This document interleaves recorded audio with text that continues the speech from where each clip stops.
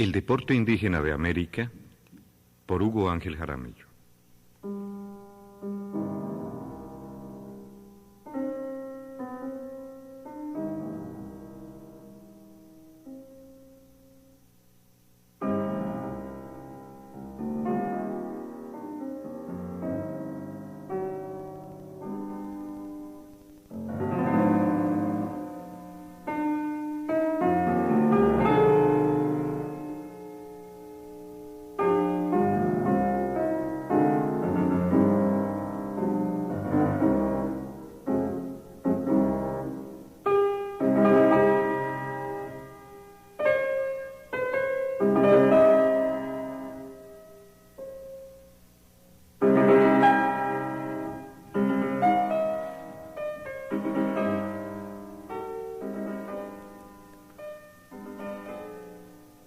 Convengamos en que hemos perdido algo grande y noble con la muerte de Hugo Ángel Jaramillo.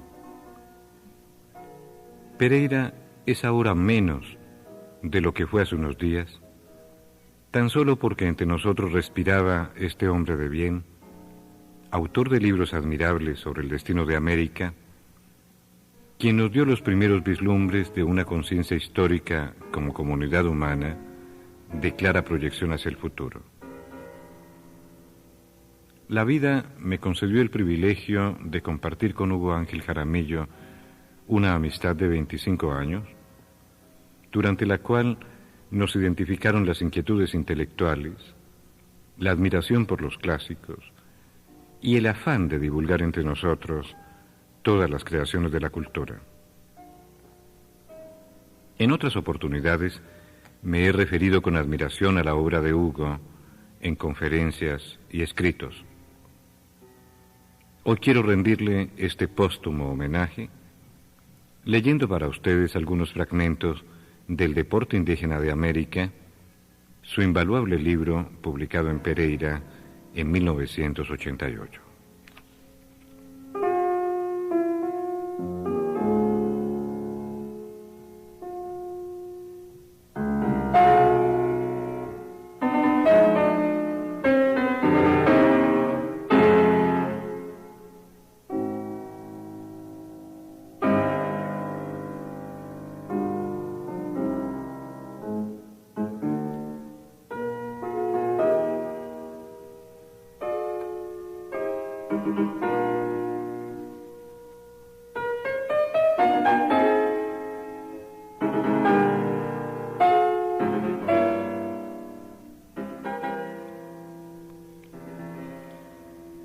Las culturas indígenas de América en el deporte.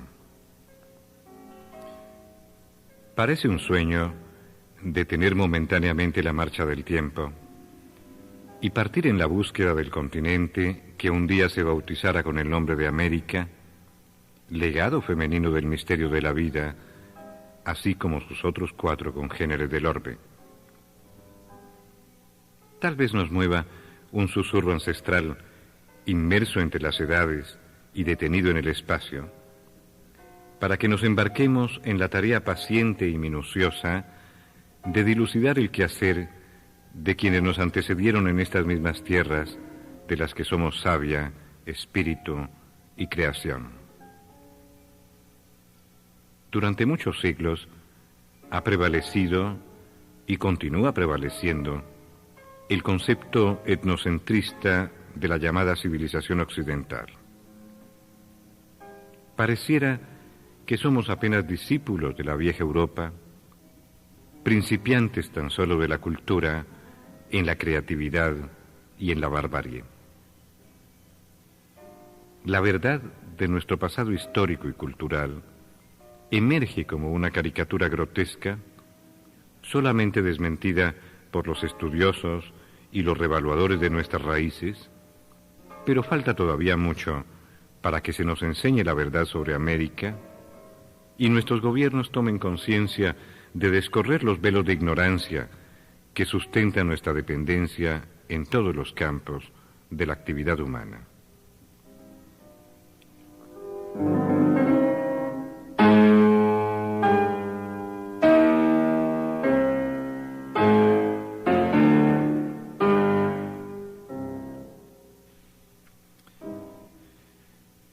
El hecho cultural de que nuestros pueblos fueran ágrafos, carentes de escritura, no indica que ignoraran la creatividad, ni mucho menos algunos elementos más complejos de la cultura. Cuando se detalla la historia de nuestros pueblos prehispánicos, gracias a la labor de los científicos americanistas, no puede uno sino conmoverse ante ese vasto horizonte de realidades que conturba los sentidos y vuelca el conocimiento hacia latitudes no presentidas. Las complejas matemáticas y la perfecta astronomía de los mayas y de los aztecas, la arquitectura de los incas y su conocimiento de la agronomía y de la medicina, la orfebrería de quimbayas, calimas o taironas, la organización social de los muiscas y su mitología de alto valor espiritual, para no citar sino unas pocas de nuestras realizaciones culturales, empiezan a redescubrirnos un mundo mágico, pletórico de sorpresas, que nos enorgullece ante el concierto de los pueblos del universo. Así, ante tantos acaeceres que se yerguen como misterios y sirven como teorías apócrifas de tratadistas mercantiles, habrá de sorprendernos el acaecer de lo lúdico en nuestro continente y sus raíces entrelazadas con lo mítico y lo religioso, como adecuada respuesta al pensamiento mágico y a la vitalidad biológica de los pueblos de América.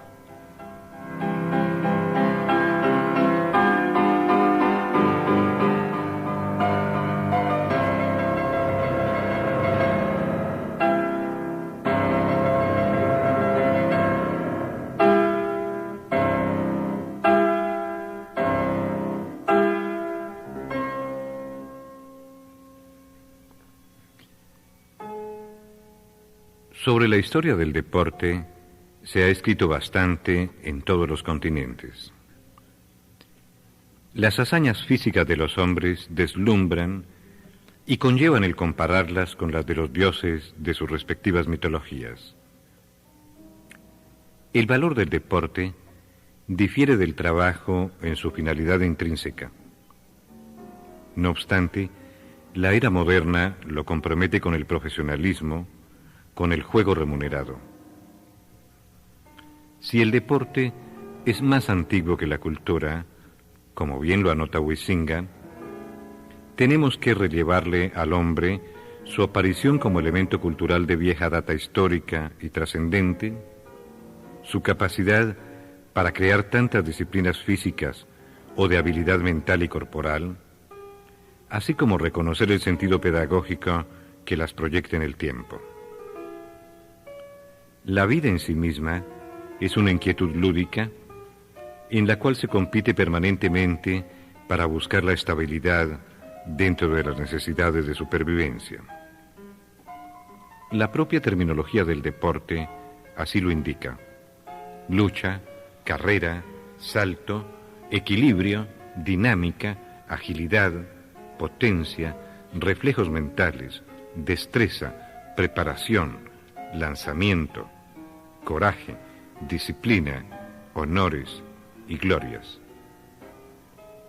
Todo ello es un reflejo de nuestra antropología y de nuestro ser pensante.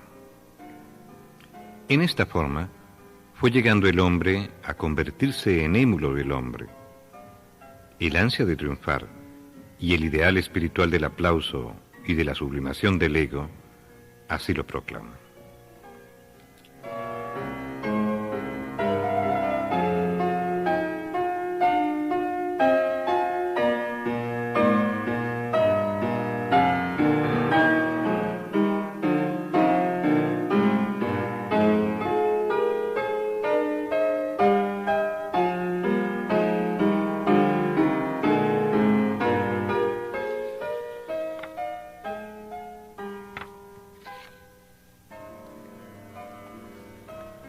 Desde la antigüedad más remota, los escritores griegos y romanos dejaron plasmada la huella de las gestas con las cuales el deporte adquirió vida organizada con la irrupción de los primeros Juegos Olímpicos en el año 776 antes de nuestra era, cuya existencia había sido advertida con anterioridad de siglos desde las épocas homéricas.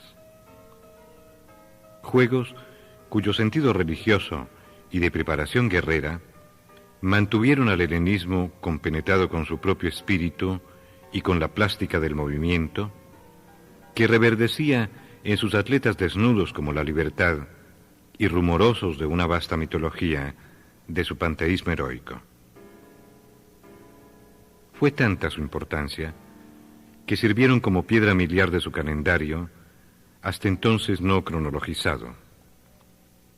Transcurrido un receso de 1500 años, los Juegos fueron prohibidos por Teodosio el Grande, por considerarlos actitud de paganos. El hombre moderno revive el culto al músculo en la misma cuna que lo vio nacer, o sea, Grecia.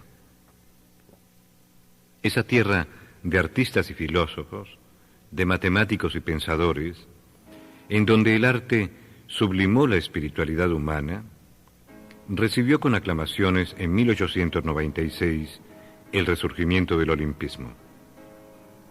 10 deportes básicos, a los cuales se agregarían otros, cuyas características reflejaban también necesidades físicas del hombre, habrían de encender nuevamente la antorcha de los Juegos, y este espectáculo de sin igual colorido humano mantendría el planeta otra vez pendiente del cuatrienio ritual, cuando se enlazan hombres de todas las latitudes, grupos étnicos y creencias.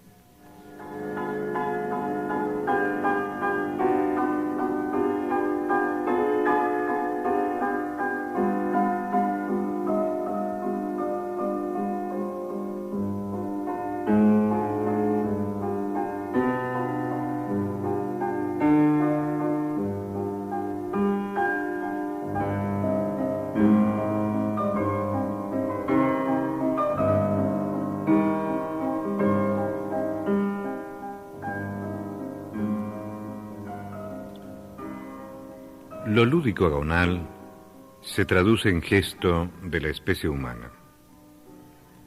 Existe el culto y la mitificación del hombre por el hombre, la lucha por los emblemas y la presunta superioridad de las mal llamadas razas. El espíritu del hombre como ser biológico busca trasponer las barreras de las posibilidades y de los límites que lo enmarcan. La pretensión atávica del vuelo, derrotar a los cronómetros y a la ciencia, la búsqueda inconsciente del superhombre o la ley del más fuerte. La mente pasa a un lugar secundario por ser un elemento de sabiduría casi inalcanzable para la mayoría.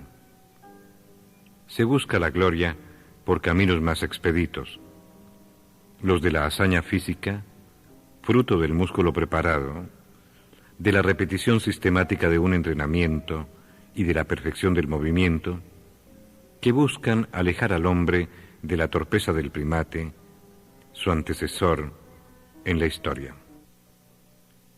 La armonía del deporte está intrínsecamente ligada al concepto que el hombre tiene de lo bello, a los cánones de la estética, de la agilidad, de la técnica y del arte, que entre tantos otros componentes conlleva la expresión lúdica humana.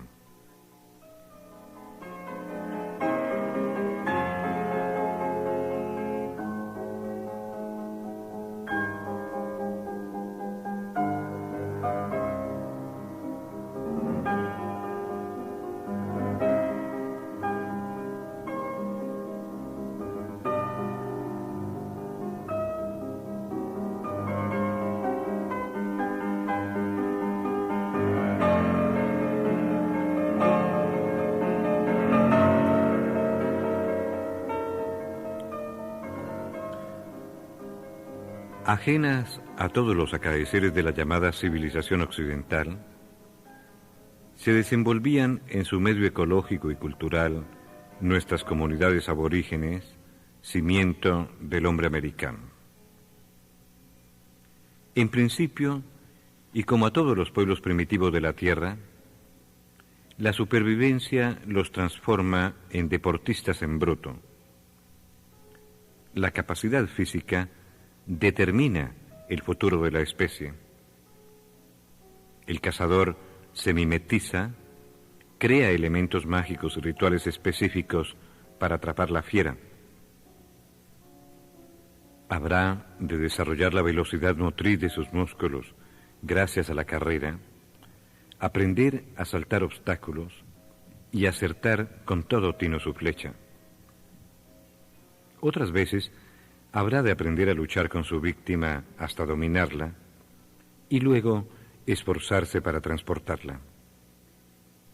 El levantamiento de pesados troncos, su fortaleza y habilidad para manejar la canoa y, en fin, toda su vida concatenada con su habilidad para sobrevivir, lo irá preparando gradualmente para crear deportes relacionados con su vida primitiva y otros más acordes con su vida en la civilización moderna.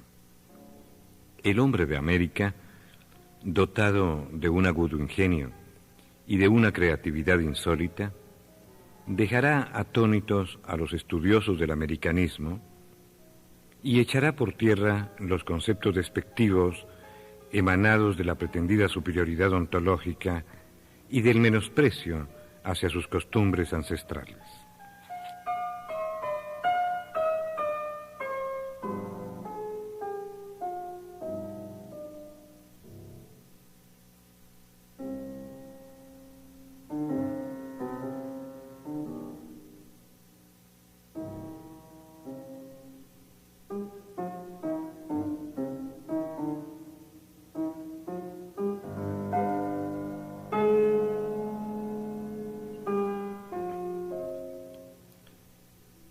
La realidad del deporte indígena de América ni se vislumbra como tal, ni puede concebirse. Toma más bien desprevenido a quien se le menciona. Parece un hecho insólito o la creación mental de algún narrador de ficción. Para la gran mayoría, significa el producto cultural de una época más reciente, tal vez de la colonia. Pero es necesario retroceder en el tiempo e irlo encontrando como creación de nuestros pueblos y anexo a sus actividades cotidianas. De ahí que hayamos considerado importante presentarlo en sociedad, divulgarlo a través de este ensayo e irlo incorporando dentro de la historia del deporte universal. Lo poco que conocemos sobre esta actividad de nuestros pueblos débese particularmente a las ciencias especializadas y a los científicos de la antropología, la etnografía o la arqueología, quienes por medio de sus investigaciones y aportes, diseminados en fragmentos diversos y a veces de no fácil hallazgo, nos han ilustrado y aportado luces para este rescate de lo lúdico americano.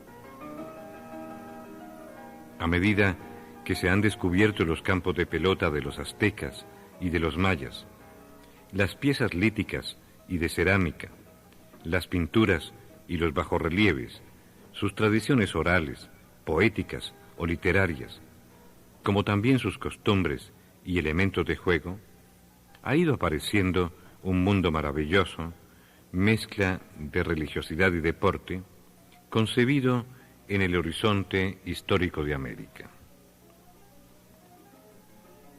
Si los historiadores del deporte moderno han eludido incluir el deporte indígena americano en sus tratados, es posible que la falta de una bibliografía especializada los haya llevado a ignorarlo, antes que la intención peyorativa o la posición elitista que presuponemos han tenido.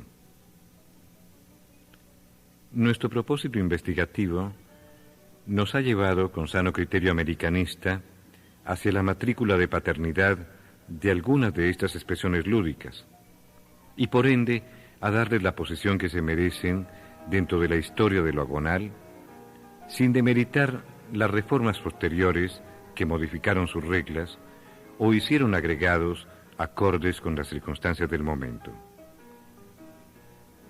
Conviene tener igualmente en cuenta el etnocentrismo, recibido como una aculturación negativa que aún pervive dentro de nuestro mestizaje impregnado del blanquismo europeo.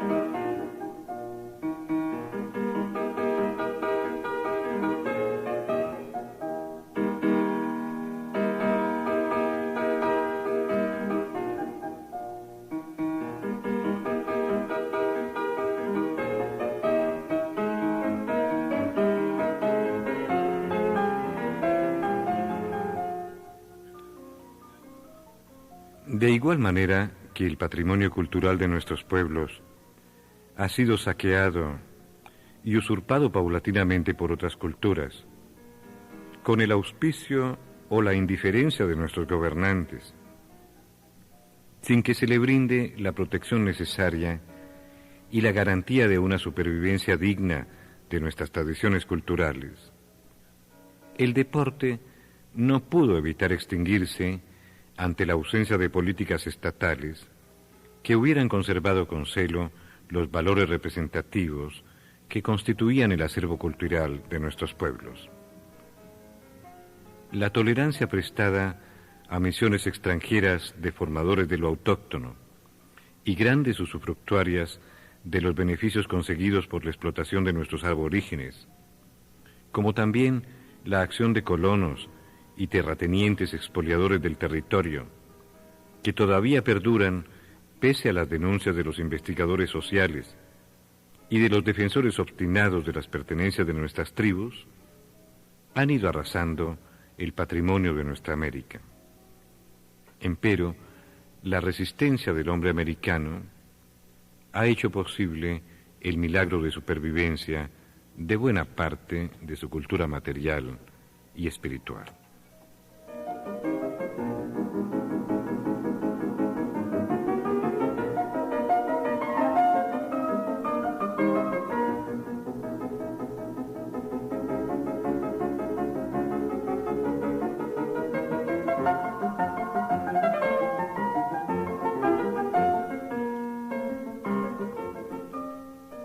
Al abordar este tema poco frecuente, no pretendemos haber agotado íntegramente las manifestaciones lúdicas, agonales o recreativas que se originaron en un remoto pasado.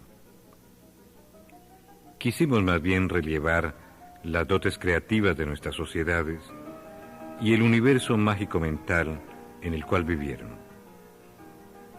Nuestra formación educativa y nuestros textos se hallan lejos de incitar el descubrimiento y el interés por lo nativo.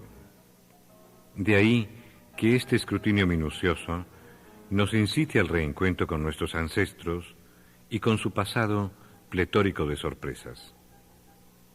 Mitología, chamanismo, lo pragmático y la poesía, todo ello se confunde, unido con los ceremoniales religiosos y con el ardor del juego, en un mismo sacrificio de sangre hacia los dioses. Queremos destacar en la inquietud que suscitó este trabajo y a lo largo de todo el proceso investigativo a los científicos mexicanos, que son el aporte consubstancial de sus mayores luces. Hecho muy comprensible si tenemos en cuenta el apoyo que siempre les han brindado el gobierno y los editores de México, su sana intención nacionalista, la querencia de sus antepasados y la huella de comunidades de alta cultura como mayas y aztecas, tan singulares en el florecer de América. Es conveniente resaltar el hecho de que en esta nueva edición, aparte de incorporar nuevo material histórico, se incluye un glosario de vocablos indígenas, como también agregados literarios que buscan enaltecer la presencia cultural de nuestra América India.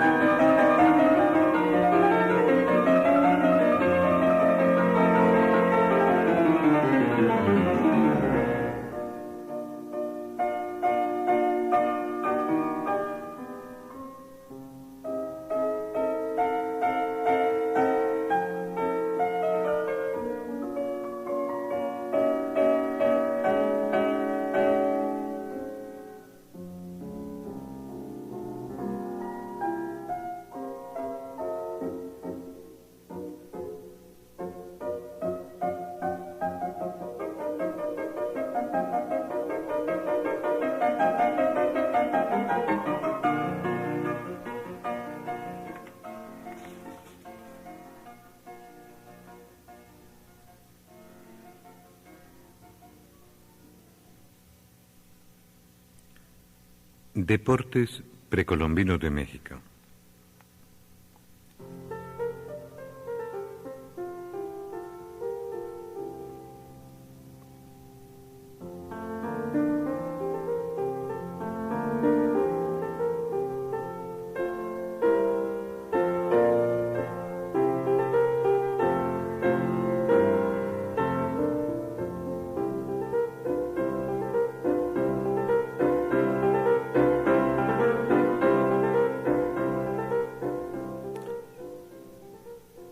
Sin lugar a dudas, los pueblos indígenas de México representan una de las culturas más evolucionadas de nuestra América.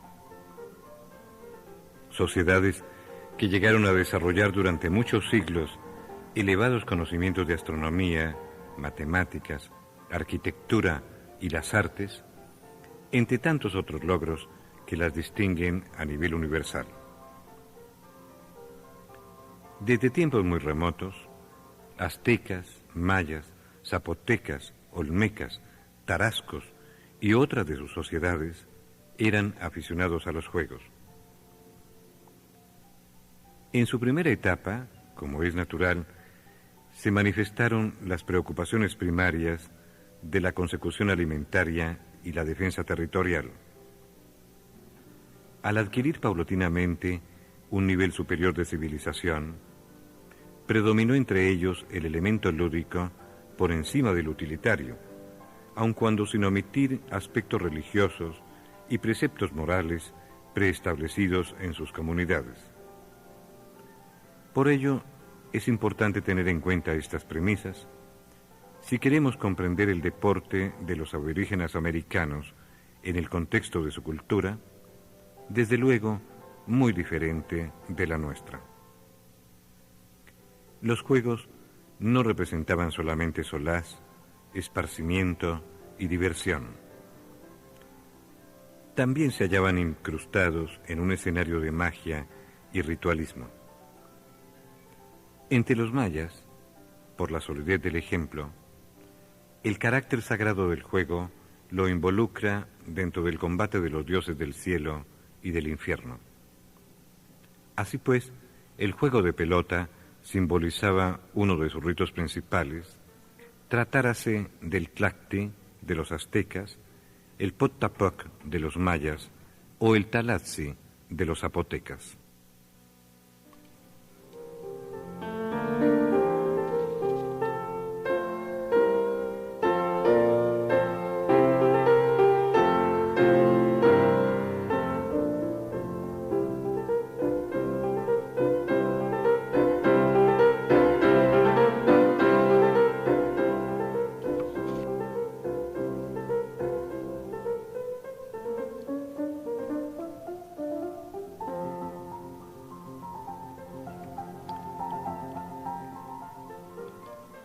El deporte y la religiosidad conllevan ciertos paralelos entre griegos y amerindios.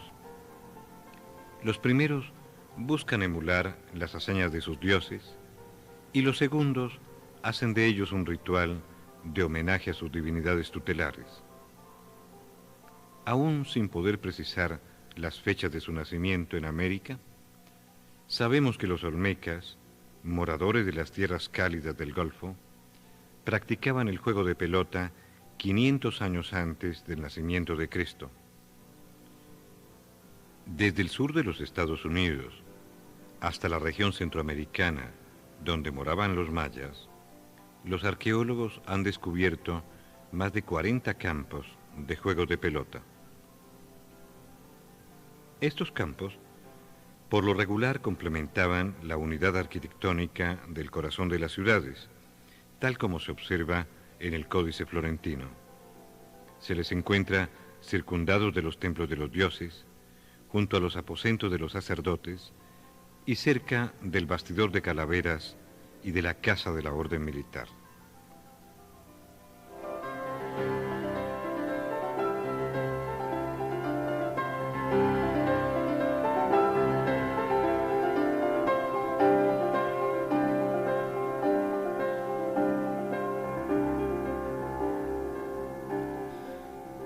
Merecen destacarse de manera especial entre los conjuntos arquitectónicos los de Tula, Chichén Itzá, Xochicalco, Monte Albán y Cobá.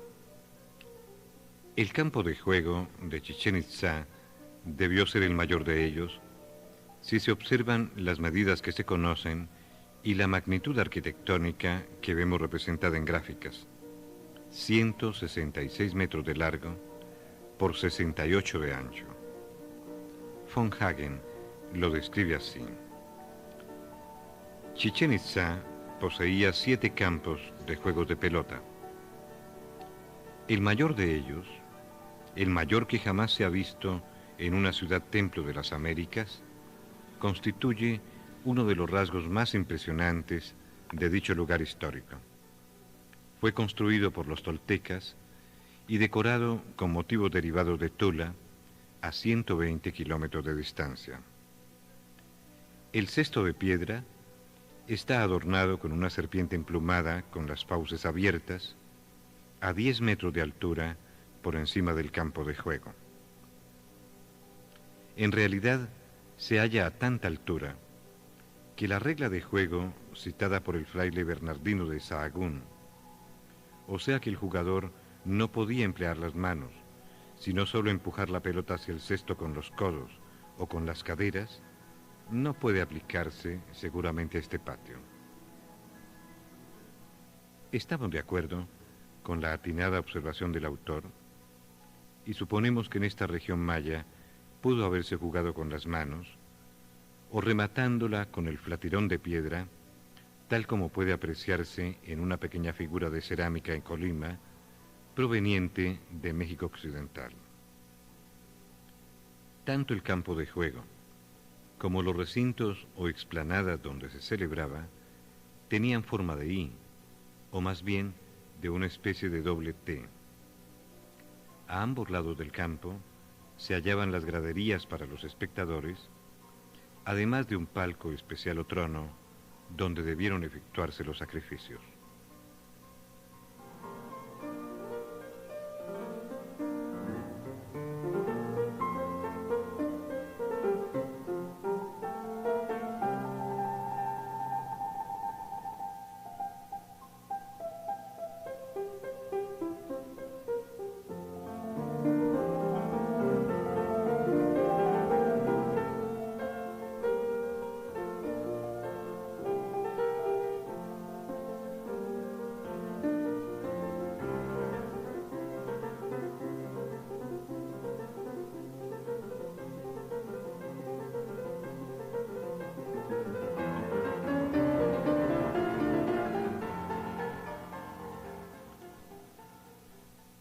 La indumentaria usada por los jugadores, según Piña Chan, consistía en una especie de delantal de cuero que protegía los muslos y la cadera, el maxtla o taparrabos de color blanco. Se revestían con un ancho cinturón de cuero hecho de piel de ciervo o relleno de algodón, que se llamaba quetzewalt o náhuatl. La rodillera se ajustaba a la pierna con la cual acostumbraban lanzarse al suelo para efectuar el rechazo. Las muñecas y los tobillos también se cubrían con pedazos de cuero y en las manos usaban guantes del mismo material llamados mayewalt. Aditamentos todos usados como protección material de sus cuerpos, ya que los golpes ocasionados por la pelota debían ser muy fuertes, dado su tamaño y la solidez del caucho. Resulta casi imposible para cualquier persona reconocer a los jugadores de pelota en estos atuendos cuando visita el Museo Antropológico de México y observa las pequeñas figuras que más parecen esquimales aumentados de ropas que auténticos deportistas mexicanos. Por los diferentes períodos culturales, estimamos que existieron diversas formas de jugar a la pelota, variedades que al igual que sus reglamentos, estuvieron ajustados a los patrones impuestos por las comunidades de cada región. La antigüedad del juego de pelota, apunta también Piñachán, hay que remontarla hasta el período preclásico, es decir, unos 1300 años antes de nuestra era. Sus creadores fueron los olmecas del Golfo, quienes habitaron en lugares de Puebla, de Morelos y de la Cuenca de México, incluyendo otros grupos étnicos importantes a los cuales transmitieron sus costumbres. Los olmecas fueron una cultura de grandes realizaciones en lo que atañe a las civilizaciones de América. Pueblo escultor de gran magnitud, que parece ser el creador de la cuenta larga en matemáticas, gran trabajador del jade y de sorprendente creatividad cultural. Practicaban el juego de pelota en una edad cuando apenas empezaba a florecer en Grecia el deporte y el agón.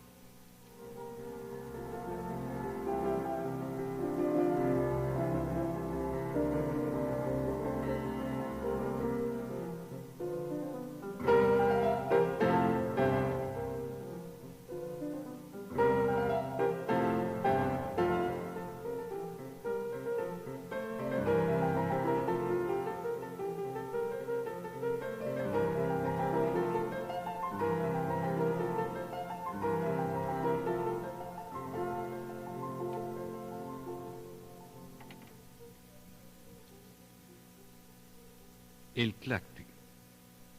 El tlacti mexicano, que consiste en atravesar una pelota por un aro, predice perfectamente la génesis del baloncesto dentro del contexto cultural universal.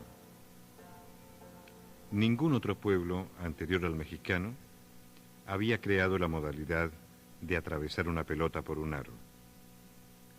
23 siglos después, James Naismith aparece como el creador de dicha disciplina, con las modificaciones propias de una nueva etapa cultural. La culminación agonal del acto lúdico, tal como se verifica en varios deportes, cuando el balón u otro artefacto transpone un pórtico, se realizó por primera vez en los pueblos aborígenes de América. Para ellos, sin embargo, el valor del juego tenía connotaciones mítico-religiosas y niveles de aplicación diferentes. Dentro de sus juegos de pelota, los pueblos mexicanos utilizaron implementos tales como el flatirón o pala de piedra o madera, como también algunos bastones que complementaban la variedad de sus diversiones lúdicas. Variedades deportivas en las cuales se golpea la pelota y que tienen su parentesco con deportes modernos como el béisbol o el golf, entre otros. Mucha razón debió asistirle al gran maestro de la pintura latinoamericana, Diego Rivera, cuando sustentaba que el béisbol era un deporte indígena mesoamericano. Algunas de las representaciones cerámicas o líticas de diversas culturas de América, ya sean aztecas, agustinianas o incas, son descriptivas de juegos nativos, a pesar de que algunos arqueólogos o científicos de la antropología las hayan clasificado erróneamente como figuras de guerreros. El vestuario, la posición asumida por el personaje representado y hasta su propia expresión psicológica dejan hondas dudas sobre dichas interpretaciones. Además, el arte de la guerra se conoce mejor en nuestras sociedades que la expresión lúdica, compleja y casi inverosímil para su tiempo, con toda la versatilidad que la acompañaba, sin descontar además el sentido religioso que motivó al artista para expresarla con su cincel o con sus manos, modelando el barro. La huella que nos ha legado la arqueología a partir del siglo XVIII, con el descubrimiento de las ruinas de Pompeya, Herculano, Troya, Nínive, Ur, Olimpia, y que además serviría para explorar más a fondo las antiguas leyendas del Popol Vuh, que obviamente parecían ficciones de la fiebrada mente de escritores antiguos, hemos llegado a descubrir numerosos enigmas sobre algunas costumbres de los pueblos del Viejo Mundo y de América. La etnología ha cumplido una eficaz labor al rescatar muchas de las formas de vida de los pueblos ágrafos ya extinguidas.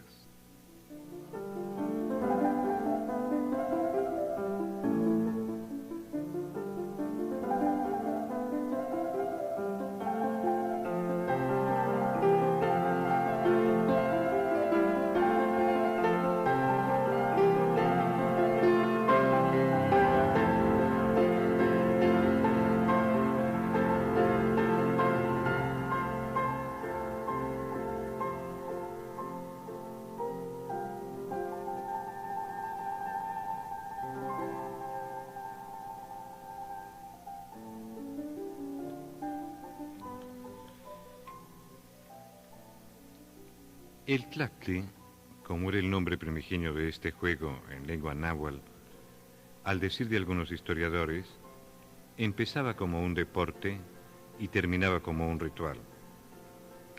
Otros, con distinto criterio, dejan entrever lo contrario. Empero, lo que sí sabemos era lo relacionado con la profunda seriedad que le imprimían, quizá mayor que la representada en otras actividades cotidianas, incluyendo la guerra. Al respecto, acudiremos a la descripción dejada por algunos cronistas de la época que intentan dilucidar la práctica del juego y su profundo sentido mítico-religioso. Testimonios de uno y otro tiempo, conceptualizaciones de lo captado por sus retinas y reencuentro con pasajes históricos vividos en aquella América indígena. En la descripción hecha por el fraile Bernardino de Sahagún sobre este juego, encontramos lo siguiente.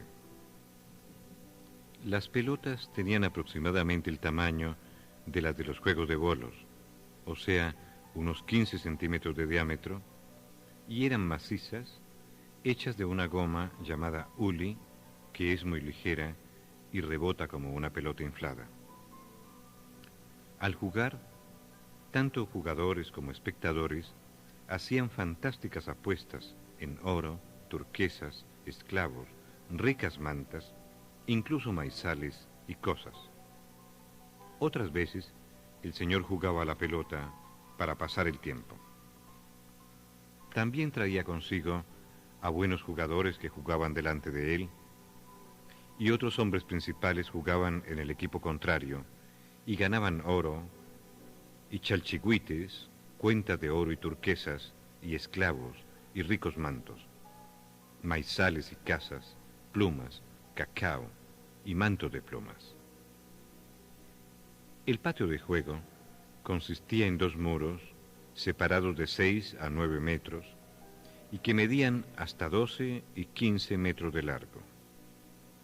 Los muros estaban blanqueados y medían unos 2,5 metros de altura, y en el centro del patio había una línea. En medio de los muros, en el centro del patio, había 2 piedras, vaciadas como piedras de molino, una enfrente de la otra, y cada una con un agujero que podía contener la pelota. Y el que metía la pelota en el agujero ganaba. No jugaban con las manos, sino que golpeaban la pelota con las nalgas. Para jugar, llevaban guantes en las manos y un cinturón de cuero en las nalgas, con las cuales le daban a la pelota.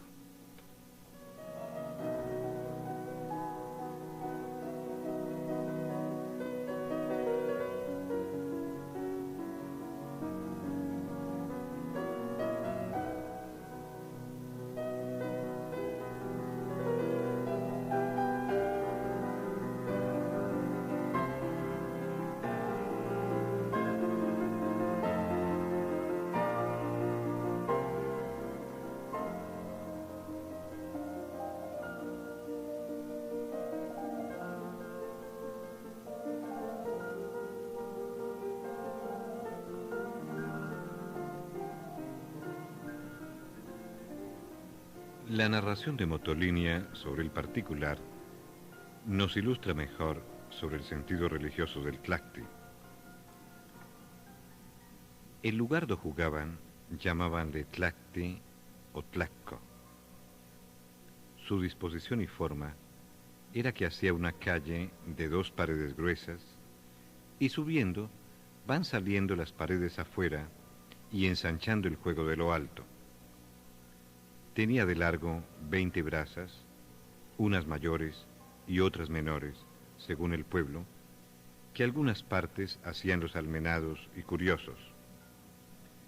Las paredes de los lados eran bien altas y anchas, de las fronteras eran bajitas. Tenía su escalera para subir encima, y de todas partes había mucha gente a mirar cuando jugaban. Acabado de hacer y de encalado, un día de buen signo, a la medianoche, ponían un corazón al fuego de ciertas hechicerías y ponían en medio del fuego y en medio de las paredes unas piedras que tenían en el medio un agujero. Y hecho esto, por la mañana adornaban los ídolos y poníalos encima de las paredes del tlacco, en medio frontero el uno del otro. Y luego los cantaban allí delante y decían de sus cantares, que cada dios tenía su cantar o cantares. Y los otros mensajeros iban a los templos a hacer saber a los ministros cómo tenían hecho un juego de pelota, y en él cumplidas todas las necesidades y ceremonias. En los principales juegos, o tlacco, jugaban los señores y principales, grandes jugadores para jugar unos con otros, y por adornos su mercado los días de feria principalmente, y otros muchos días. Íbanse y venían de unos pueblos a otros los señores principales a ver, jugaban mantas ricas y joyas de oro. Y cuando alguno ganaba el juego, todos los que estaban en aquella banda y en la mitad del juego debían de dar las mantas. Y el que metió la pelota hacía ciertos sacrificios y ceremonias a la piedra y al agujero por donde la pelota había entrado.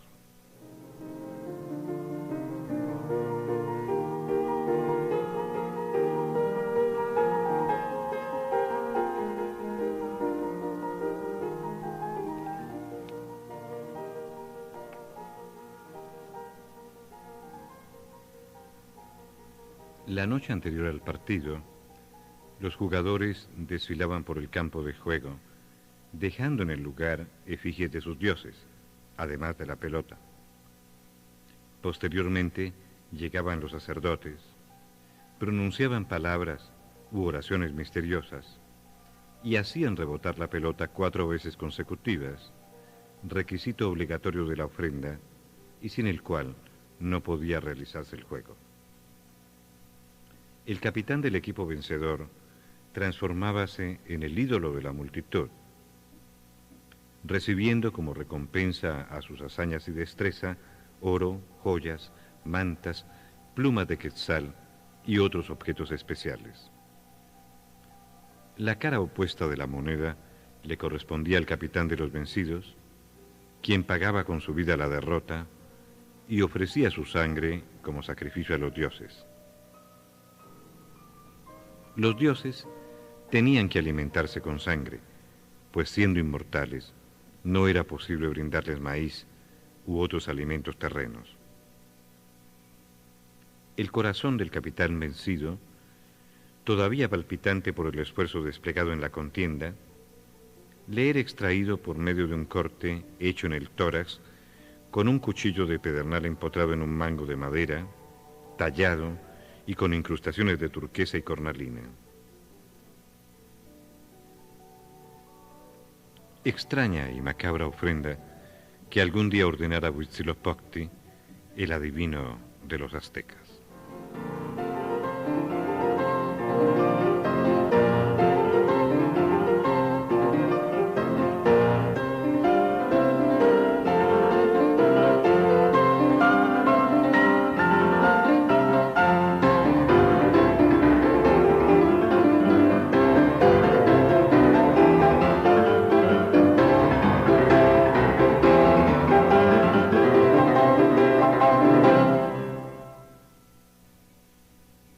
Y en esta forma finalizamos la emisión número 113 del programa Solo a dos voces, en la cual hemos presentado El deporte indígena de América por Hugo Ángel Jaramillo.